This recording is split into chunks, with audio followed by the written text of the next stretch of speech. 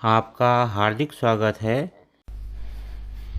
प्रश्नावली 5.3 के पहले प्रश्न का चौथा भाग, समांतर श्रेणियों का योग ज्ञात कीजिए। और समांतर श्रेणी इस तरह से है: 1/15, 1/12, 1/10 ... 11 पदों तक समांतर श्रेणी के n पदों का योग Sn बराबर n/2 कोष्ठ 2a plus n-1 into d कोष्ठ 1। यहाँ प्रश्न में हमें दिया गया है प्रथम पद, जिसे हम a से व्यक्त करते हैं 1/15, d जिसे हम सार्वंतर के रूप में जानते हैं को हम ज्ञात कर सकते हैं दूसरे पद से पहले पद को घटाकर।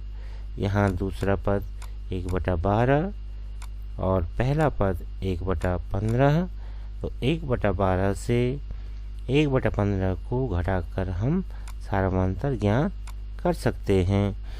यहाँ 12 और 15 का लॉसव 60 के रूप में लिया जा सकता है, जो इस तरह से आएगा 5 ऋण 4, और इसे लिखा जा सकता है 1/60। और साथ ही प्रश्न में दिया गया है 11 पदों तक, तो n का मान 11 लिखा जा सकता है। और अब हमने ज्ञात करना है S11 श्रेणी के 11 पदों तक का योग। तो आइए 11 पदों तक का योग ज्ञात करते हैं। इन दिए गए मानों को हम सूत्र में रखेंगे और श्रेणी के 11 पदों तक का योग प्राप्त करेंगे।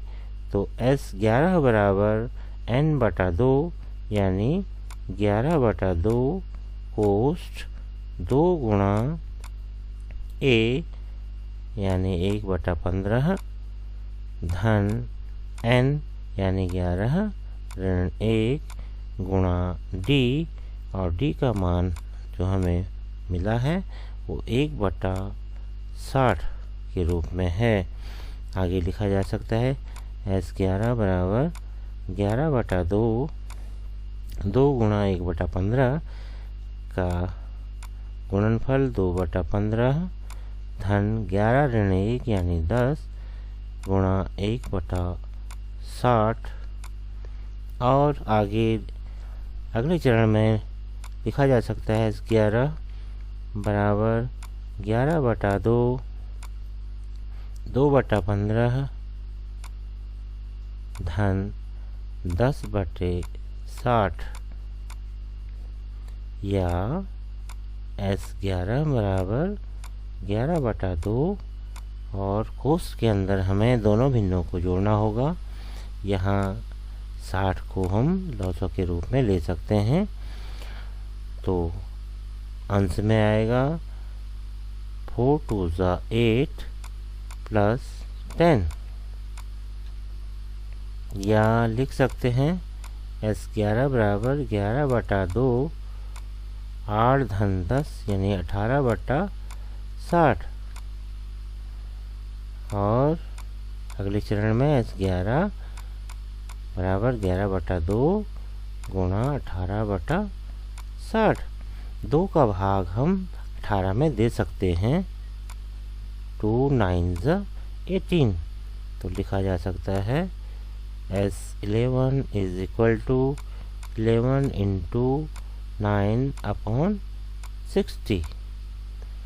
और S11 की वैल्यू 11 9s 99/60, और 3 का भाग हम अंश और हर दोनों में दे करके ज्ञात कर सकते हैं। S11 बराबर 3 3 9 3 3 9, और हर में 3 2 6 यानी 20। S11 का मान 33/20 के रूप में प्राप्त हो रहा है।